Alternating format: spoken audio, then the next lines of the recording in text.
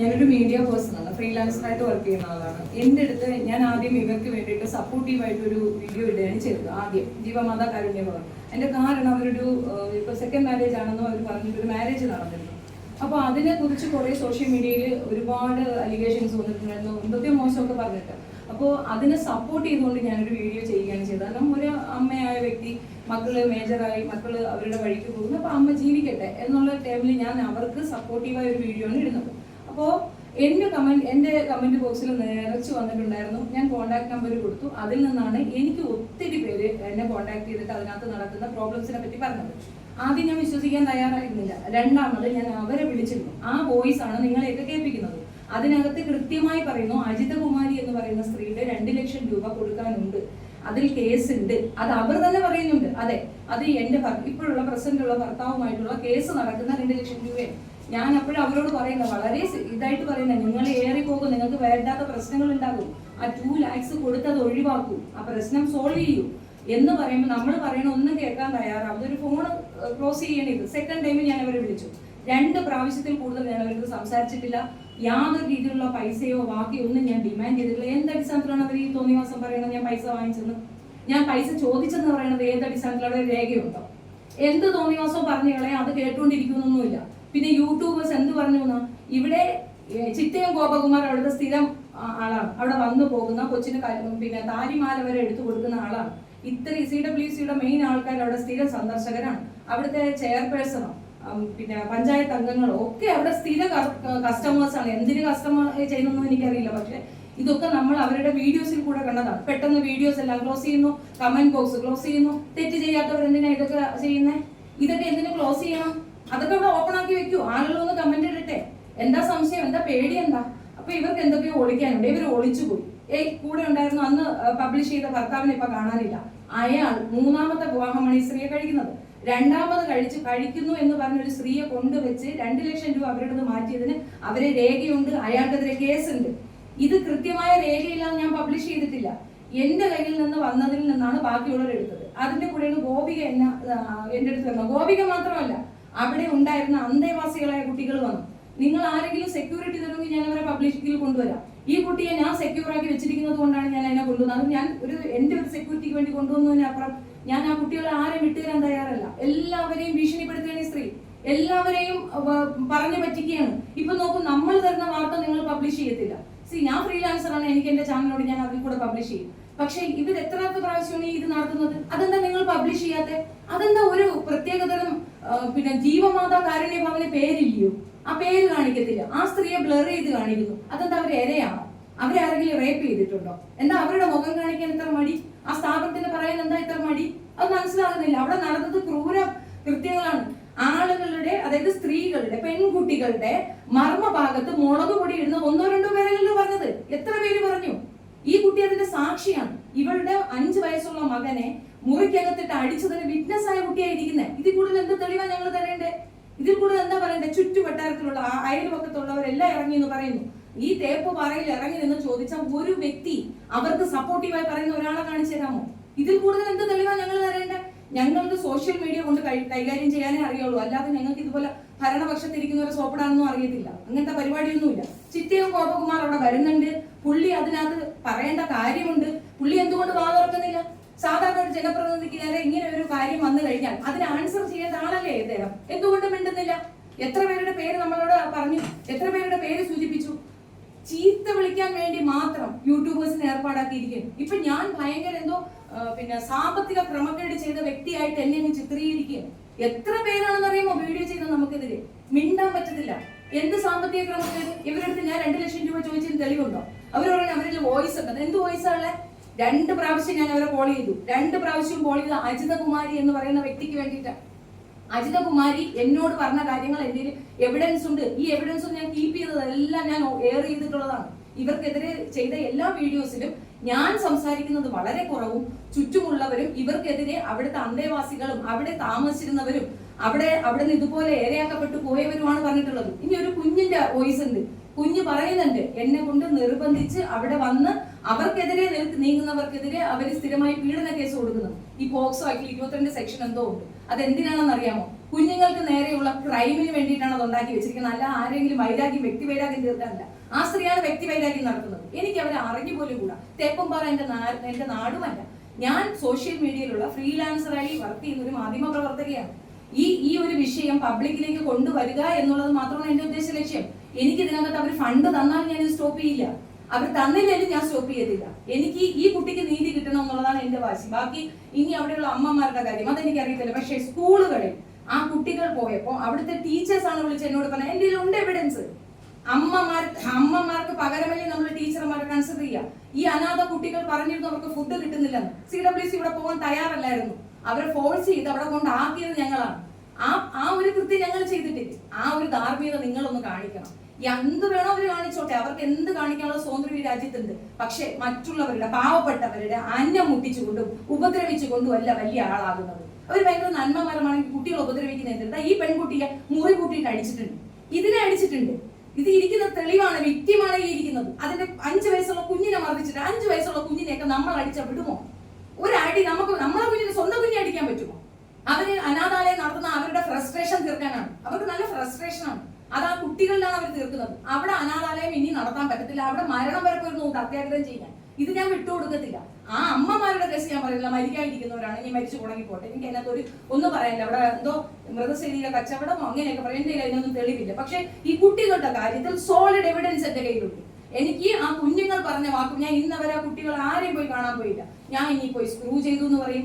ഈ പറയുന്ന തേപ്പ് പറയില്ല, ആ നാട്ടുകാരെ പോയി കണ്ടെന്നല്ലാതെ ആ ഭാഗത്തേക്ക് പോലും ഞാൻ പോയിട്ടില്ല. കാരണം അടുത്ത ട്രസ്പാസിന് കേസ് ഇവരുടെ സ്ഥിര നടപടിയാണ്. ഏത് വിഷയത്തിൽ ഞാൻ ഇടപെട്ടാലും ആദ്യം കൊണ്ടുവരിക ട്രസ്പാസിംഗ്.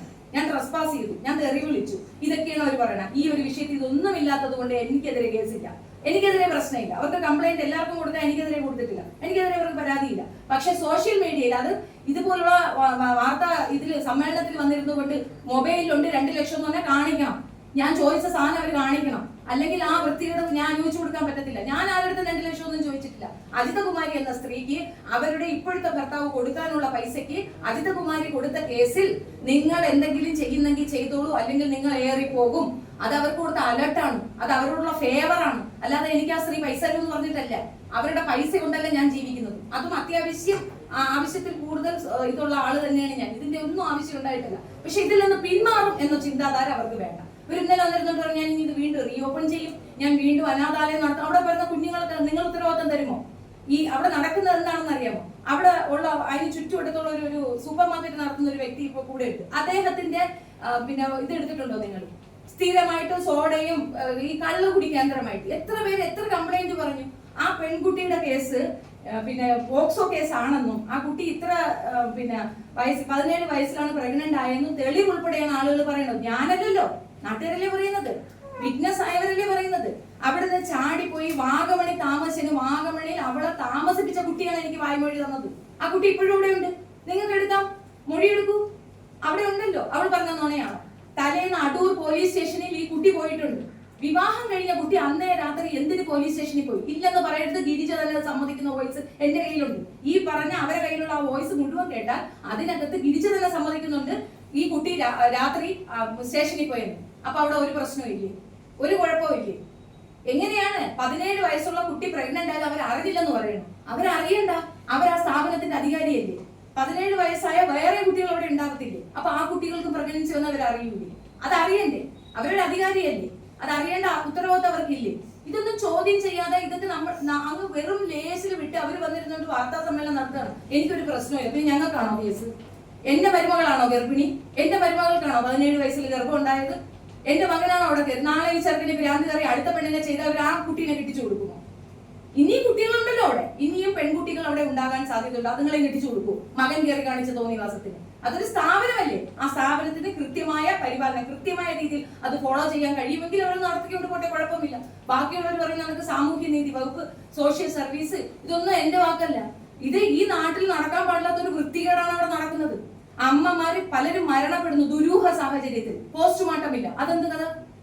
നമ്മുടെ വീട്ടിലൊരു മരണം നടന്നാൽ പോസ്റ്റ്മോർട്ടം ഉണ്ടല്ലോ. എന്താ അവിടെ നടക്കുന്നതിന് പോസ്റ്റ്മോർട്ടം വേണ്ടേ? അതെന്താ? അതൊരു സ്പെഷ്യൽ ഒക്കേഷൻ ആണോ? ഇന്ത്യയിലല്ലേ ഇത്? ഇവിടുത്തെ നിയമവ്യവസ്ഥ അവിടെ പാലിക്കപ്പെടത്തില്ല. തേപ്പുപാറ എന്താ വേറെ ഏതെങ്കിലും രാജ്യത്താണോ? ആ സ്ത്രീ എന്താ അവിടുത്തെ പ്രധാനമന്ത്രിയാണോ? അവർ പറയുന്നതിന് മാത്രം മൂല്യം, അവർ പറയുന്നത് മാത്രം കാര്യം. ഞങ്ങളുടെ ആരുടെയും പേർക്ക് കേസില്ല.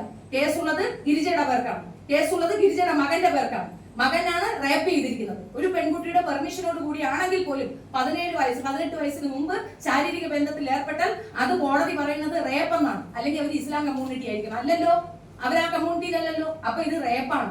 മകൻ ചെയ്ത റേപ്പിന് അമ്മ വന്നിരുന്നുകൊണ്ട് സാധൂകരിക്കാൻ 4 പേപ്പർ കാണിച്ചിട്ട് കഥയില്ല.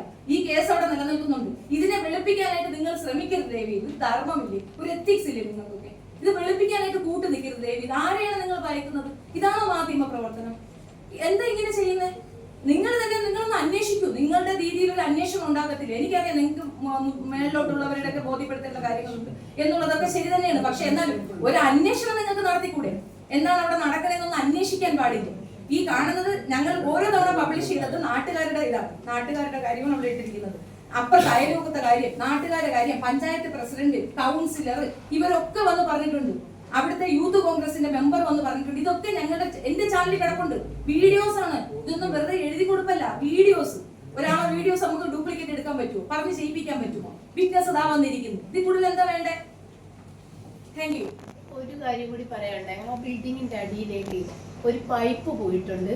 എനിക്ക് അത് ഞാൻ അന്ന് ഈ കൊടുത്ത പരാതിയിൽ പ്രധാനമായി ഉന്നയിച്ച ഒരു കാര്യം അതാണ്. ഒരു PVC പൈപ്പാണ്. അതായത് വലിയ പൈപ്പ് ഉണ്ടല്ലോ, നമുക്ക് പൈപ്പ് കണക്ഷനില്ലേ, പിന്നെ എന്താ വാട്ടർ അതോറിറ്റിയുടെ അതുപോലൊരു വലിയ പൈപ്പ്. ഞാൻ 3ാമത്തെ ദിവസമാണ് അത് കാണുന്നത്. അവിടെ ചെന്നിട്ട് അതിനൊരു അടപ്പുണ്ട്. ആ അടിയിലേക്കാണ് പോയിരിക്കുന്നത്.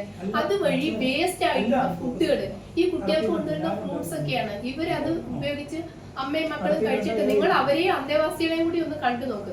എന്നിട്ട് ഈ കുഞ്ഞുങ്ങളെ കൊണ്ടാണ് ഈ ഫ്രൂട്ട്സിന്റെ വേസ്റ്റുകളും പിന്നെ അധികം വരുന്ന. ഞങ്ങൾക്ക് 3 ദിവസം പഴകിയ കഞ്ഞി തന്നത്. ആ കഞ്ഞിയും ആ ചോറും ഒക്കെ, ഈ അന്നദാനം ഒക്കെ ഉണ്ടെങ്കിൽ കുറേ ദിവസം ഇങ്ങനെ തിളപ്പിച്ചുറ്റി തരും. കിച്ചണിൽ ആളില്ല, ഈ പുള്ളിക്കാരി തന്നെയാണ് ചെയ്യുന്നത്. ഈ അണ്ടർഗ്രൗണ്ട് എന്താണെന്നുള്ളത് എനിക്ക് അന്ന് തൊട്ടേ സംശയമുള്ള ഒരു കാര്യമാണ്. എന്തിനാണ് വേസ്റ്റ് ഇടുന്നതിന് ഇത്രയും വലിയൊരു വാട്ടർ അതോറിറ്റി ഉപയോഗിക്കുന്ന പോലുള്ള വലിയ ഒരു ഇത്? ഈ കംപ്ലൈന്റ് കൊടുത്തതിന് ശേഷം കൊടുമൺ CA അവിടെ ചെന്നിട്ട് ഈ സംഭവമൊക്കെ നോക്കിയിട്ടുണ്ടെന്നാണ് CA എന്നെ വിളിച്ചു പറഞ്ഞത്. അവിടെ അങ്ങനെയൊന്നും കാണാൻ കഴിഞ്ഞില്ലെന്നാ പുള്ളി പറയുന്നത്. ഇതിന്റെ അധികാരികൾ പോയി നോക്കണം. അന്ന് CWC എന്നെ വിളിച്ചപ്പോഴും പിന്നെ കോഴഞ്ചേരിയിൽ എന്റെ മൊഴിയെടുക്കാൻ വിളിച്ചപ്പോഴും ഞാൻ ചെന്നു, ഈ സംഭവം പറഞ്ഞു. 6 മാസത്തിന് ശേഷം എനിക്കൊരു കോൾ വന്നിട്ടുണ്ടായിരുന്നു. അപ്പോഴും ഞാൻ പറഞ്ഞു എനിക്കിതിനകത്ത് താല്പര്യമില്ല, തുടർന്ന് വരാം. ഞാൻ മിനിസ്റ്റർക്ക് കൊടുത്തിട്ടുണ്ട്, മനുഷ്യാവകാശ കമ്മീഷന് കൊടുത്തിട്ടുണ്ട്. എനിക്ക് വിശ്വാസമില്ല ഈ CWC. അത് കഴിഞ്ഞിട്ട് ഈ BSc നേഴ്സിംഗ് പഠിച്ച ഒരു വ്യക്തിയെ അവിടെ പിന്നെ CWC ശുപാർശ ചെയ്ത് ആ സ്ഥാപനത്തിലേക്ക് എത്തുമ്പോൾ ആ കുട്ടിയുടെ ക്വാളിഫിക്കേഷൻ അനുസരിച്ചുള്ള ഒരു പോസ്റ്റാണ് അവിടെ നൽകേണ്ടത്. BSc നേഴ്സിംഗ് കഴിഞ്ഞിട്ടുള്ള ഒരു കുട്ടിയാണ് അമ്പിളി. അപ്പൊ അമ്പിളിയെ എന്തുകൊണ്ട് സെർവന്റ് ആയിട്ട് മലമൂത്ര വിസർജനം ചെയ്യുന്ന കിടപ്പ് രോഗികളായ അമ്മമാരുടെ ഗ്ലൗസ് പോലും കൊടുക്കാതാണ് മലമൂത്ര വിസർജനം ചെയ്യുന്നത്? എന്തുകൊണ്ട് അങ്ങനെ ചെയ്യിക്കുന്നു? അതൊക്കെ അന്വേഷിക്കേണ്ടേ. പിന്നെന്ന് പറഞ്ഞാല് ഈ JJ ആക്ട് പ്രകാരം, ജസ്റ്റിസ് ജുവനൈൽ ജസ്റ്റിസ് ആക്ട് പ്രകാരം 50 വയസ്സുള്ള 60 വയസ്സിന് മുകളിലേക്കുള്ള ആൾക്കാരെയാണ് ഓൾഡ് ഏജ് ഹോമിൽ താമസിപ്പിക്കുന്നത്. അപ്പം അങ്ങനെയുള്ള ഒരു സ്ഥാപനത്തിൽ എന്തുകൊണ്ട് 22 വയസ്സുള്ള രജിത മോളെ താമസിപ്പിച്ചിരിക്കുന്നത്? അവിടെ താമസിപ്പിക്കേണ്ടത് അങ്ങനെയുള്ള സ്ഥലത്തല്ലല്ലോ. ആ കുട്ടിയെ താമസിക്കുന്നത് ആഫ്റ്റർ ഹോമിലേക്കല്ലയോ, അല്ലെങ്കിൽ മഹിളാ മന്ദിരത്തിലേക്ക്. അതിന് അല്ലെങ്കിൽ സുഖം ഇല്ലെങ്കിൽ അതിന് എന്തോ പ്രോബ്ലം ഉള്ള ഒരു കുട്ടിയാണ്. അതുപോലുള്ള വേറെ ഏതെങ്കിലും ഗവൺമെന്റ് ഹോമിലേക്ക് മാറ്റണം. ഇതൊരു പ്രൈവറ്റ് സ്ഥാപനമാണ്, ഗവൺമെന്റ് ആണ് അതിന് ശുപാർശ ചെയ്യുന്നത്. രണ്ടെന്ന് പറഞ്ഞാൽ എന്തുകൊണ്ട് ഈ കുട്ടീനെ ഈ നല്ല ഫെസിലിറ്റി ഉള്ള ഒരു സ്ഥാപനത്തിലേക്ക് മാറ്റിക്കൂടാ? ഈ അതുപോലെ തന്നെ BA വരെ കഴിഞ്ഞ് ഒരുപാട് BAയുടെ കൂടെ തന്നെ വേറെ ടെക്നിക്കലായിട്ട് ഒരുപാട് പിന്നെ വിദ്യാഭ്യാസം ചെയ്തിട്ടുള്ള ഒരു കുട്ടിയാണ്. എന്താണ് രജിതയല്ല, പിന്നെ മരിച്ചുപോയ ലക്ഷ്മി എന്തുകൊണ്ട് വേറൊരു ഹോമിലേക്ക് മാറ്റിക്കൂടാ? അതിന് വേറെ പ്രശ്നമൊന്നുമില്ല. ശരീരം മുഴുവൻ നോക്കാൻ ആളില്ലാതെ അച്ഛൻ വയ്യാട്ട് കിടന്നപ്പോൾ ഇവിടെ കൊണ്ടുവന്നാക്കിയതാ. അപ്പൊ ഇങ്ങനെയുള്ള കുട്ടികളെ നമ്മൾ പുനരധിവാസം ചെയ്യണമെങ്കിൽ ഗവൺമെന്റ് ഹോമുകളിലേക്ക് മാറ്റി തുടർ വിദ്യാഭ്യാസം ചെയ്യുക, അല്ലെങ്കിൽ അവർക്ക് ജോലിക്ക് പോകാനുള്ള സാഹചര്യം ഉണ്ടാക്കി കൊടുക്കുകയാണ് ചെയ്യുന്നത്. അതെന്തുകൊണ്ട് ചെയ്യുന്നില്ല?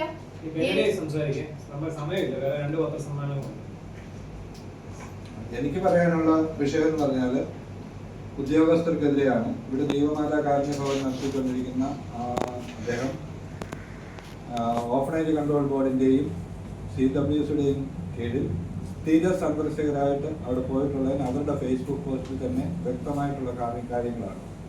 അവിടെ ഇന്നലെ മിനിഞ്ഞാന്ന വാർത്താ സമ്മേളനത്തിൽ അദ്ദേഹം പറയുകയുണ്ടായി, നസീമയുടെ മരണകാരണം നിങ്ങളെല്ലാവരും അത് കണ്ടുകൊണ്ടിരിക്കുന്നതായിട്ടാണ് അവരൊരു വീഡിയോ ഇറക്കിയായിരുന്നു, അവർ പിടിച്ച വീഡിയോ ഇറക്കി, അതാണ് ഞാൻ കണ്ടത്. നിങ്ങൾ അതിനെപ്പറ്റി യാതൊരു കാരണവും ചോദിക്കുന്നില്ല. ഞങ്ങളുടെ നസീമയുടെ ഡെത്ത് സർട്ടിഫിക്കറ്റ് ഉണ്ട്. ഇതേ ഗിരിജ എന്ന് പറഞ്ഞ വ്യക്തി നസീമയുടെ ഡെത്ത് സർട്ടിഫിക്കറ്റ് നിങ്ങളെ കാണിച്ചോ എന്ന് എനിക്കറിയില്ല. കാരണം അവിടെ മരണകാരണം വ്യക്തമാക്കിയിട്ടില്ല. ഒരു ഓൾഡേജ് ഹോമിലോ അല്ലെങ്കിൽ ബെക്കർ ഹോമിലാണെങ്കിലും ഒരാൾ ആ സ്ഥാപനത്തിൽ വെച്ച് മരണപ്പെട്ടാൽ ആദ്യം അവിടെ പോലീസ് എത്തുക തന്നെ ചെയ്യണം. അവർ പോലീസിനെ അറിയിച്ചിരുന്നു എന്നവർ പറയുന്നുണ്ട്. ഞാൻ അതിന് വിവരാവകാശം വെച്ച് അവർ പോലീസുകാർ അറിഞ്ഞിട്ടില്ല എന്നതിന് ശേഷമാണ് ഞാൻ ഈ വാർത്ത പുറത്തുവിടുന്നത്. അപ്പം നസീമയുടെ മരണത്തിൽ എനിക്ക് ദുരൂഹതയുണ്ടെന്ന് പറയുവാൻ അന്നും ഞങ്ങളിത് വാർത്താ സമ്മേളനം നടത്തിയപ്പോൾ ഒരു സ്നേഹിതൻ എന്നോട് ചോദിച്ചു, എന്തുകൊണ്ടാണ് നിങ്ങൾ അന്ന് കേസ് ചെയ്യാഞ്ഞ്, അന്ന് എന്താ പരാതി കൊടുക്കാഞ്ഞ്? ഞാൻ അതിന് ശേഷം വാർത്താ സമ്മേളനത്തിന് ശേഷം ഞാൻ അന്വേഷിച്ചപ്പോൾ അന്നല്ല 10-15 വർഷം കഴിഞ്ഞാലും ഒരു പൊതുപ്രവർത്തകൻ ഒരു മരണത്തിൽ സംശയം തോന്നുന്നു അന്ന് കൊണ്ട് പരാതി കൊടുക്കണം. അപ്പോൾ അങ്ങനൊന്നും അന്നെന്താ ചെയ്യാഞ്ഞ്, ഇന്നെന്താ ചെയ്യുന്നത്, അങ്ങനെയൊന്നും അല്ല. അതിനൊക്കെ നമുക്ക് എപ്പോൾ വേണമെങ്കിലും ഒരു പരാതി മരണത്തിൽ ദുരൂഹത തോന്നുന്നെങ്കിൽ പരാതി കൊടുക്കാനുള്ള അവകാശമുണ്ട്. എനിക്ക് പരാതിയുള്ളത് ഓഫനേജ് കൺട്രോൾ ബോർഡിനെതിരെയും CWCക്കെതിരെയുമാണ്. അത് ഞങ്ങൾ പോരാടിക്കൊണ്ടിരിക്കും. അത് ഇനി രണ്ടാമത്തെ വിഷയം ഇപ്പോൾ ഇവിടെ പറഞ്ഞ വിഷയം തന്നെയാണ്. ജീവമാതാ കാരുണ്യഭവൻ എന്ന പഠന സ്ഥാപനത്തിൽ 60 വയസ്സിന് താഴെയുള്ള ഒരു സ്ത്രീകളെയും അവിടെ നിർത്താൻ അവർക്ക് യാതൊരു അർഹതയില്ല. പിന്നെ അവിടെ നിർത്താൻ പാടുള്ളതുമാണ്. പക്ഷെ അവർ നിർത്തുന്നുവെങ്കിൽ അവിടെ നിൽക്കുന്ന സ്ത്രീകൾ ഇന്നും ആപത്തിലാണ് അവർ കഴിയുന്നത് എന്നുള്ളത്. ഇപ്പം ചിലപ്പോൾ ഈ വാർത്തയൊക്കെ വരുന്നതുകൊണ്ട് ചിലപ്പോൾ വലിയ മോരന്തേനും പാലും ഒക്കെ വിളിക്കുമായിരിക്കും. പക്ഷെ അവരവിടെ സേഫ് അല്ല എന്നുള്ള കാര്യം പൊതുജനങ്ങളോട് അറിയിക്കാനാണ് എൻ്റെ ആഗ്രഹം. എന്തെങ്കിലും നമ്മുടെ ഇദ്ദേഹത്തോട് എന്തെങ്കിലും ചോദിക്കാനുണ്ടോ? അതെ, ഇദ്ദേഹം ഇവിടെ അനുഭവസ്ഥയാണ്. അദ്ദേഹത്തിന് 3 കുട്ടികളുണ്ട്. ഒന്ന് പ്രസവിച്ച അതാണ്. ആ 3 കുട്ടികളെ കാണിക്കാൻ പോലും CWC തയ്യാറല്ല. എന്താന്ന് പറയുന്നത്, നിങ്ങൾക്ക് സ്വന്തം വീടുണ്ടോ? സ്വന്തം വീട് അതിനിപ്പോ ഇല്ലായിരിക്കാം, വാടക വീടായിരിക്കാം. അതിനൊന്ന് സ്വന്തം മക്കളെ ഒന്ന് കണ്ണിൽ കാണാൻ പോലും സമ്മതിക്കാൻ CWC ആരാ നടത്തുന്നത്? നമ്മൾ പൊതുജനങ്ങൾ നടത്തുന്ന സ്ഥാപനമല്ല CWC. അതൊക്കെ ബഹുമാനപ്പെട്ട മാധ്യമ സഹോദരങ്ങളിൽ, ഞങ്ങൾ ഒരു 2000 മുമ്പ് 14/7/2025 ഒരു വാർത്താ സമ്മേളനം നടത്തിയിരുന്നു. അത് എന്തായാലും വാർത്തയാക്കാൻ വേണ്ടി പറയല്ല, ഞങ്ങളൊരു വിഷമം ആദ്യം ഒന്ന് അവതരിപ്പിച്ചിട്ട് പിന്നീട് തുടങ്ങാൻ വേണ്ടിയാണ്. ഞങ്ങൾ ഇവിടെ അവതരിപ്പിച്ച യാതൊരു കാര്യങ്ങളും ഒരു മാധ്യമങ്ങളിലും വാർത്തയാക്കിയില്ല എന്നുള്ള ഒരു വിഷമമുണ്ട്. അതിനകത്ത് വാർത്ത അതെങ്ങനെ നൽകണം, അതിനകത്ത് ഏതാണ് പ്രധാനപ്പെട്ട പോയിന്റുകൾ എന്നൊക്കെ നിങ്ങൾക്കൊക്കെ അറിവുള്ളതല്ല. നമുക്ക് അതിനെപ്പറ്റി ഒരു വലിയ അറിവില്ല. ഇത് ഇന്ന് ആദ്യമായിട്ടുള്ള സംഭവം അറിയില്ല. ഞാനിവിടെ പണം അടച്ച് വാർത്താ സമ്മേളനം നടത്തുന്ന 4ാമത്തെ പ്രോഗ്രാമാണ് വാർത്ത വരാതെ ആയിരിക്കുന്നത്. അങ്ങനൊരു വിഷമം ഞാൻ ആദ്യം തന്നെ ഇവിടെ പറഞ്ഞു വിട്ടു. ഞങ്ങൾക്കൊക്കെ എന്ന് പറഞ്ഞാൽ ഓടി വരാനുള്ളത് നിങ്ങളുടെ അടുത്തൊക്കെ സഹായം ചോദിക്കാൻ നിങ്ങളേ ഉള്ളൂ. കാരണം എന്താണെന്ന് ചോദിച്ചാൽ നമുക്ക് ഈ രാഷ്ട്രീയപരമായിട്ടോ അല്ലെങ്കിൽ സാമ്പത്തികപരമായിട്ടോ ഒന്നും വലിയ പിന്തുണയുള്ള ആളുകളൊന്നുമല്ല. ഇപ്പം എവിടെയെങ്കിലും ആരെങ്കിലും ഒരു 10 രൂപ കണ്ണീടി ചാക്കോയ്ക്ക് തരണമെന്ന് ആഗ്രഹിക്കുന്നുണ്ടെങ്കിൽ തന്നെ പൊതുസമൂഹത്തിൽ ചില വൃത്തികെട്ടവന്മാർ അത് അവന് കൊടുക്കരുത് വേറെ ആൾക്ക് കൊടുക്കുന്നു പറയുന്ന ആൾക്കാരാണ് നമ്മുടെ പത്തനംതിട്ടയിലുള്ളത്. ഞാൻ ആരെ അവമാനപ്പെടുത്തിയല്ല, 1-2 പേരിൽ നിന്ന് കണ്ട വ്യക്തിപരമായ അഭിപ്രായം പറഞ്ഞു മാത്രമേ ഉള്ളൂ. ഇപ്പം ഇന്ന് നമുക്ക് ഇന്നത്തെ വിഷയത്തിലേക്ക് കടക്കാം. ഇന്ന് നമ്മൾ ഈ വാർത്താ സമ്മേളനം നടത്താനുണ്ടായ പ്രധാന കാരണം നമ്മുടെ ജീവമാതാ കാരുണ്യഭവൻ എന്ന് പറയുന്ന സ്ഥാപനത്തിനെതിരെ നടന്ന വളരെ ദയനീയമായ അവസ്ഥയിലുള്ള കാര്യങ്ങളൊക്കെ അവിടെ നടന്നിട്ടുണ്ട് എന്നുള്ളത് നമ്മളൊക്കെ കേട്ടിട്ടുള്ളതാണ്. എങ്കിൽ തന്നെയും അതിൽ വേണ്ട കൃത്യമായ നടപടികൾ സ്വീകരിക്കുവാൻ ആരും മുന്നോട്ട് വരുന്നില്ല എന്നുള്ള യാഥാർത്ഥ്യവും ഇവിടെ വെളിപ്പെടുത്തുകയാണ്. ഇത് ആദ്യം അവിടുത്തെ ഒരു പ്രശ്നം ഉന്നയിക്കുന്നത് സന്ധ്യ പല്ലവി എന്ന് പറയുന്ന ആളാണ്. അദ്ദേഹമാണ് ഇവിടെ വന്നിരിക്കുന്നത്.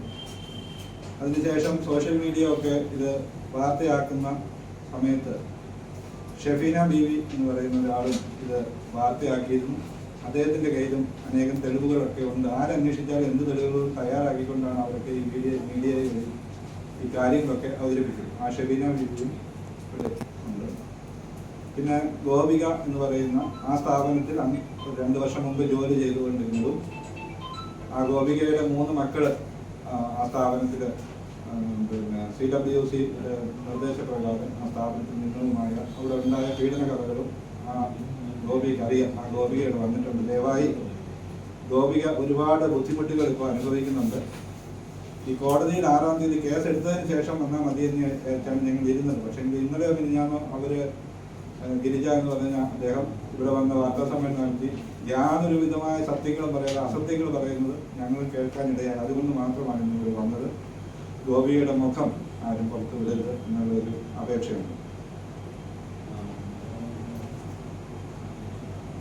അപ്പോൾ നമുക്ക് എൻ്റെ പരാതി എന്ന് പറഞ്ഞാൽ അത് ഞാൻ പിന്നീട് പറയാം. ആദ്യം നമ്മുടെ ഈ CWC ആ വഴിയിലുള്ള പ്രശ്നങ്ങളും കാര്യങ്ങളും നമ്മുടെ പല്ലവി ഉന്നയിക്കട്ടെ. ആദ്യം പറയട്ടെ, ചുരുക്കി പറയാം. എല്ലാവർക്കും നമസ്കാരം. ഇന്നലത്തെ പത്രസമ്മേളനത്തിൽ ഗിരിജ മാഡം ഉന്നയിച്ചത് ഞാൻ കൊടുത്ത പരാതിയിന്മേൽ CWCയും പിന്നെ മനുഷ്യാവകാശ കമ്മീഷനും പിന്നെ പോലീസ് സ്റ്റേഷനിൽ നിന്നൊക്കെ ക്ലിയറൻസ് സർട്ടിഫിക്കറ്റ് കൊടുത്തതാണ്. അതായത് 2022 ജൂലൈ 27-നാണ് ഞാൻ പരാതി കൊടുക്കുന്നത്. എൻ്റെ പേരിൽ ഞാനൊരു കുട്ടിയെ പീഡിപ്പിച്ചെന്ന് പറഞ്ഞ് ഞാനാണ് ആദ്യം പരാതി കൊടുക്കുന്നത് കൊടുമൺ സ്റ്റേഷനിൽ. അതിനുശേഷമാണ് ഈ പറയുന്ന പരാതിയിൽ ഈ സ്ഥാപനത്തെക്കുറിച്ച് ഞാൻ മോശപ്പെടുത്തിയോ അല്ലെങ്കിൽ വ്യക്തിഹത്യ ചെയ്തോ ആ പുള്ളിക്കാരത്തിൻ്റെ പേരിൽ പോലും ഒരു പരാതി കൊടുത്തിട്ടില്ല. ആ പരാതിയുടെ പകർപ്പ് ഞാൻ എടുത്തു തരാം. ഞാൻ പറഞ്ഞത് 2 കുട്ടികളെ അവിടുന്ന് മാറ്റണമെന്നുള്ളതാണ്. അതായത് ഈ അമ്പിളി എന്ന് പറയുന്ന പെൺകുട്ടിയെ, അതായത് അവിടെ സെർവൻ്റ് ഇല്ല, ആ കുട്ടിയെ കൊണ്ടാണ് ഇത് മുഴുവൻ ജോലിയും ചെയ്യിക്കുന്നത്. നല്ല ആഹാരം പോലും ഇല്ല. നിങ്ങൾക്ക് ചെന്ന് അന്വേഷിക്കാം, ആ കുട്ടി ഇപ്പോഴും അവിടെയുണ്ട്. അതിൻ്റെ ആരോഗ്യനില ചെക്കപ്പ് ചെയ്യാവുന്നതാണ്, മെഡിക്കൽ ചെക്കപ്പ്. പിന്നെന്ന് പറഞ്ഞാൽ ലക്ഷ്മി ഞാൻ പോരുന്നതിൻ്റെ പുറകെ മാനസികമായി പീഡിപ്പിച്ചു, കൊല്ല ചെയ്തിട്ട് ഞാൻ അവിടുന്ന് ഇറങ്ങിക്കഴിഞ്ഞ് 17-ാമത്തെ ദിവസം അത് മരണപ്പെട്ടു. അതിനെ ഒരാഴ്ച കഴിഞ്ഞപ്പോൾ പട്ടിണി കിട്ടുന്നതായിരുന്നു അതിൻ്റെ വീട്ടിൽ കൊണ്ടുവന്നാക്കിയത്. അതിൻ്റെ അച്ഛൻ്റെ ഇൻ്റർവ്യൂ ന്യൂസ് മലയാളം എന്ന് പറയുന്ന ചാനലിൽ കിടക്കൊണ്ട് നിങ്ങൾക്ക് എടുത്തു വെച്ച് നോക്കാം. ഞാൻ ഒരു കള്ളവും പറയല്ല. അവിടുത്തെ പഞ്ചായത്ത് പ്രസിഡൻറ്റും പിന്നെ അവിടെ പഞ്ചായത്തിൻ്റെ ആണോ എന്ന് എനിക്കറിയത്തില്ല, അവിടെ CCTV ക്യാമറ എടുക്കൊണ്ട് അവരുടെ വീട്ടിൻ്റെ റോഡ് സൈഡിൽ തന്നെയാണ് കന്നാമ്പാലം. അപ്പോൾ അവിടെ തന്നെ ആ ക്യാമറയിൽ തന്നെ എല്ലാം പറഞ്ഞിട്ടുണ്ട്. ഇവർ എന്ന് നിർബന്ധപൂർവ്വം ആ കുട്ടീനെ അവിടെ പിടിച്ചിറക്കി ഇരുത്തിയിട്ട് ഒരു പേപ്പറിനകത്ത് സ്റ്റേറ്റ്മെന്റ് എഴുതി മേടിച്ചു. നിർബന്ധപൂർവ്വം ആ വയ്യാത്ത അച്ഛൻ ആ കുട്ടിയെ റിസീവ് ചെയ്യുന്നതും പറഞ്ഞുകൊണ്ട്. അപ്പം ഇന്നലെ പുള്ളിക്കാരത്തി പറഞ്ഞിട്ടുണ്ടായിരുന്നു പിന്നെ 2022 തന്നെ അന്വേഷണ വിധേയമായിട്ട് അവിടെ ആൾക്കാർ ചെന്ന് യാതൊരു പ്രോബ്ലം ഇല്ലെന്നുള്ള എഴുതി സൈൻ ചെയ്ത് കൊടുത്തെന്നുള്ളത്. അപ്പം 22/3/2025 എനിക്ക് മനുഷ്യാവകാശ കമ്മീഷനിൽ നിന്ന് നോട്ടീസ് കിട്ടുന്നത്. ഇതെങ്ങനെ അവർക്ക് ക്ലിയറൻസ് സർട്ടിഫിക്കറ്റ് കൊടുക്കാൻ പറ്റും? ഒന്നത് ഞാൻ പീഡിപ്പിച്ചു എന്ന് പറയുമ്പം അടൂർ സ്റ്റേഷനിൽ ഇവർക്ക് എനിക്കെതിരായിട്ട് ഞാൻ ഇങ്ങനെ ഒരു പരാതി കൊടുത്തതിൻ്റെ എതിരായിട്ട് എനിക്കെതിരെ ഒരു പീഡനത്തിന് കേസാണ് കൊടുത്തത്. അല്ലാതെ CCTV ഫുട്ടേജ് ഒന്നും കൊടുത്ത് ഞാൻ അമ്മമാരെ ഫോട്ടോ എടുക്കുന്ന വീഡിയോ എടുക്കുന്നതൊന്നുമല്ല. അത് അമ്മമാർ പറഞ്ഞിട്ടാണ് ചെയ്തത്. ഇനി എൻ്റെ കയ്യിൽ വീഡിയോകൾ ഇരിപ്പുണ്ട്, അത് ഞാൻ പുറത്തു വിടുന്നതായിരിക്കും ഇങ്ങനെ കള്ളം പറയുവാണെങ്കിൽ. ജൂലൈ 26-ന് തേപ്പുപാറ ജീവമാതാ കാരുണ്യ ഭവനിൽ പരാതി കൊടുത്തതിൻ്റെ പകർപ്പാണിത്. അല്ല, അവർ അതിനെതിരെ ആദ്യം കൊടുത്ത 10-ാം തീയതിയാണ് ഞാൻ അവിടെ നിന്നത്. അവർ പറയുന്നത് 2 ദിവസം നിന്നോളന്ന്. 10-ാം തീയതിയാണ് ഞാൻ ഇറങ്ങിയത്. അപ്പം പിന്നെ കുട്ടികളെ ഉപദ്രവിച്ച കാര്യം ആദ്യത്തെ വീഡിയോയിൽ പറഞ്ഞു. ഇന്നലെ അതൊന്നും ഒരു പരാമർശം ഉണ്ടായിട്ടില്ല. അപ്പം എനിക്ക് അവിടെ നിന്നിട്ട് ഒരു സ്ഥാപനത്തെ തകർക്കണമെന്നോ വ്യക്തിഹത്യ ചെയ്യണമെന്നോ ഈ വ്യക്തിയെക്കുറിച്ച് മോശം ഒരു പരാമർശം ഞാൻ ഒരിടത്തും പറഞ്ഞിട്ടില്ല. പക്ഷെ അന്ന് തൊട്ടേ ഞാൻ വീഡിയോ സോഷ്യൽ മീഡിയയിലൂടെ ലൈവ് ചെയ്യുന്നുണ്ടായിരുന്നു, പോസ്റ്റുകൾ ഇടുന്നുണ്ട്. ഇവരുടെ ഓരോ വീഡിയോയുടെ താഴെയും എനിക്കൊന്നും ചെയ്യാൻ പറ്റാത്തതിൻ്റെ ഒരു വിഷമം ഈ ഒരു സംഭവത്തിനെ ആസ്പദമാക്കി ഈ അടൂർ സ്റ്റേഷനിൽ കൊടുത്തതിൻ്റെ കേസാണ്, പരാതിയാണ് ഞാൻ എല്ലാ പോസ്റ്റിന് താഴെയും കൊണ്ടുവന്നിട്ട് കോപ്പി ചെയ്തിട്ടിട്ടുള്ളത്. കാരണം ഏതെങ്കിലും മനുഷ്യപ്രവർത്തകർ മനുഷ്യാവകാശ പ്രവർത്തകർ കണ്ടിട്ട് സ്വമേധയാ കേസ് എടുക്കട്ടെന്ന് കരുതിയ, അല്ലാതെ ഈ പ്രസ്ഥാനത്തോടോ ഈ വ്യക്തിയോടോ ഇപ്പോഴും ഞാൻ കൊടുത്ത പരാതിയിൽ ഈ വ്യക്തിക്കെതിരെ കൊടുത്തിട്ടില്ല. സ്ഥാപനത്തിൽ നിന്ന് അമ്മമാരെ മാറ്റണമെന്ന് മാത്രം പറയുന്നത്. ദയവായി ഈ പത്രസമ്മേളനം കാണുന്ന ഇതുമായിട്ട് ബന്ധപ്പെട്ട ഏതെങ്കിലും സാമൂഹ്യനീതി വകുപ്പിന്റെ ആൾക്കാരുണ്ടെങ്കിൽ അവിടെയുള്ള അന്തേവാസികളെ മെഡിക്കൽ ചെക്കപ്പിന് വിധേയമാക്കുക. അവരുടെ ശരീരത്തിൽ ആവശ്യമായിട്ടുള്ള ബ്ലഡോ ജലാംശയോ ഉണ്ടെന്ന് കണ്ടു കഴിഞ്ഞാൽ ഈ സ്ഥാപനത്തിൽ നിന്ന് ഈ അമ്മമാരെ മാറ്റണമെന്ന് മാത്രമാണ് ഞാൻ ആഗ്രഹിക്കുന്നത്. ഇപ്പോഴും എൻ്റെ ആഗ്രഹം അത് തന്നെയാണ്. അതല്ലെന്നുണ്ടെങ്കിൽ ഇതിൻ്റെ ഒരു പ്രായച്ചിത്തം എന്ന പോലെ കോടതിയിൽ ഇവർക്കൊരു ശിക്ഷ നടപ്പാക്കണം. ഈ അമ്മമാരെ ഇവരുടെ ജീവൻ നിലനിൽക്കെ അത്രയും വർഷം ഇവർ ജോലി ചെയ്ത് സ്വന്തമായിട്ട് ഒരാളുടെ കയ്യിൽ നിന്നും ഡൊണേഷൻ സ്വീകരിക്കാതെ ആ അമ്മമാരെ സംരക്ഷിക്കാമെന്നുള്ള ഒരു നിയമം കൂടി ഒരു വിധി കൂടി നടപ്പാക്കണമെന്നാണ് ഞാൻ ഈ അവസരത്തിൽ എൻ്റെ ഒരു അഭിപ്രായം രേഖപ്പെടുത്തുന്നത്. വളരെ തെറ്റായ കാര്യങ്ങളാണ്. ഞങ്ങൾ എന്തായാലും ഇതിന്റെ പിന്നിലുണ്ടാകും. തെളിവില്ലാതെ ഒരു അലിഗേഷനും പറഞ്ഞിട്ടില്ല, തെളിവില്ലാതെ ഒരു കാര്യവും വേണ്ടിയിട്ടില്ല. എല്ലാത്തിനും തെളിവുണ്ട്. അതുകൊണ്ട് തന്നെ ധൈര്യമായിട്ട് നിൽക്കുന്നു. കഴിഞ്ഞ പ്രാവശ്യം വാർത്താ സമ്മേളനം നടത്തിയപ്പോൾ കെന്നഡി ചാക്ക വാർത്താ സമ്മേളനം നടത്തി യാതൊരു തെളിവും ഞാൻ എന്റെ ഫയലുകൾ മുഴുവനായിട്ടാണ് വന്നത്. ഒരു തെളിവ് പോലും നിങ്ങളെ പോലുള്ളവർ ആരും ചോദിച്ചിട്ടില്ല. എന്നോട് ചോദിച്ച കേസ് നമ്പർ ചോദിച്ചു, കൃത്യമായിട്ട് കേസ് നമ്പർ പറയുകയും ചെയ്തു. ആ കേസിനകത്ത് 2023 നസീമ മരണപ്പെട്ട് ദുരൂഹതയുണ്ടായിരുന്നു. ഹൈക്കോടതിയിൽ കേസ് നിലനിർത്തിയാണ്. അതിനുമേലൊരു തെളിവ് ആരും ചോദിച്ചിട്ടില്ല. അതുകൊണ്ടാണ് ഞാൻ കൊടുക്കാനുള്ളത്. ഈ ജനുവരി വരെ സസ്പെൻഡ് ആണ് ചെയ്തിരിക്കുന്നത്, അല്ലാതെ അവർ എഴുതി കൊടുത്തിട്ടത് റിമൂവ് ചെയ്തതല്ല. CWC കുട്ടികളെ സസ്പെൻഡ് ആണ് ചെയ്തിരിക്കുന്നത്. അതെന്തിനാ തെറ്റിദ്ധരിപ്പിക്കുന്നത് മനസ്സിലാവില്ല. ഈ ജനുവരി വരെ അവർക്ക് ഇത് നടത്തിക്കൊണ്ട് പോകാനുള്ള അധികാരം ഇല്ലെന്നാണ് പറഞ്ഞിരിക്കുന്നത്. അല്ലാതെ അവർ എഴുതി കൊടുത്തതുകൊണ്ട് കുട്ടികളെ മാറ്റി എന്നല്ല. കുഞ്ഞുങ്ങളെ തല്ലുന്നത് കൊണ്ട് അങ്ങനെ ഒരു തീരുമാനം എടുക്കേണ്ടി വന്നു. ആരാണെങ്കിലും ഞാനാണെങ്കിലും ഒരു കള്ളനോ ഒരു കൊലപാതകോ അവന് താങ്ങായിട്ടോ അവന് സപ്പോർട്ടായിട്ട് ഞാൻ പ്രതികരിക്കുകയോ സംസാരിക്കുകയോ ചെയ്താൽ ഞാനും കള്ളനും കൊള്ളക്കാരും തന്നെയാണ്. അത് ആരായാലും ജീവമാതായാലും അത് തെറ്റ് സംഭവിച്ചിട്ടുണ്ട് എന്ന് നിങ്ങൾക്ക് അല്ലെങ്കിൽ എനിക്ക് ബോധ്യമായിട്ടുണ്ടെങ്കിൽ അത് കുറ്റകരമാണ് എന്ന് പറയാൻ നമുക്ക് ധൈര്യം കാണിക്കണം. അവരോടൊപ്പം അവർ ചെയ്തിട്ടുണ്ട് തെളിവെന്ത് എന്ന് എല്ലാത്തിനും തെളിവെടുത്തുണ്ട്. ആ കുട്ടി പ്രഗ്നന്റ് ആയ ആരാ തെളിവ് തരേണ്ടത്? ബാക്കിയുള്ള 24 പെൺകുട്ടികൾ അവിടെ പീഡനം ഇരയായിട്ടില്ല എന്ന് ആരാ തെളിയിക്കേണ്ടത്? സർക്കാരല്ലേ. ആ കുഞ്ഞുങ്ങളെ കൊണ്ടുപോയി ആരാ മൊഴിയെടുത്തത്? എന്നെ ഒന്ന് കൊണ്ടുപോട്ടെ. ജീവമാതാക്കാരന് എന്റെ അന്തേവാസികളുണ്ട്. ഒരു 2 വനിതാ പോലീസും ചേർത്ത് എന്നെ ഒന്ന് ജീവമാതാക്കാരന് വന്ന് വിടാൻ ധൈര്യം ഉണ്ടെങ്കിൽ വിടട്ടെ. ഞാൻ പറയാം അവിടുത്തെ കാര്യങ്ങളെല്ലാം. ഞാനല്ല, അവിടുത്തെ അന്തേവാസികൾ പറയിപ്പിക്കും. ഞാൻ പറയിപ്പിക്കാം. ഞാൻ പറഞ്ഞു പറയിപ്പിക്കുന്നതല്ല. ഞാൻ നോക്കി 7-8 വർഷം നോക്കിയ അന്തേവാസികൾ എന്റെ മുഖം കാണുമ്പോൾ അവർ സത്യം പറയും. അതിന് തെളിവോടുകൂടി ക്യാമറയും അതിനുള്ള പോലീസ് ഉദ്യോഗസ്ഥരെ എന്റെ കൂടെ വിട്ടു തരട്ടെ. ഇത് ചുമ്മാ ഇട്ടുകൊണ്ട് ഫോട്ടോ അടിക്കാൻ പറ്റുകയില്ല. ദയവായിട്ട് പത്തനംതിട്ടയിലുള്ള മീഡിയ സഹോദരന്മാര് ഒരു കാര്യം മനസ്സിലാക്കണം. ഞങ്ങളൊന്നും തെറ്റായ കാര്യത്തിൽ മാത്രമേ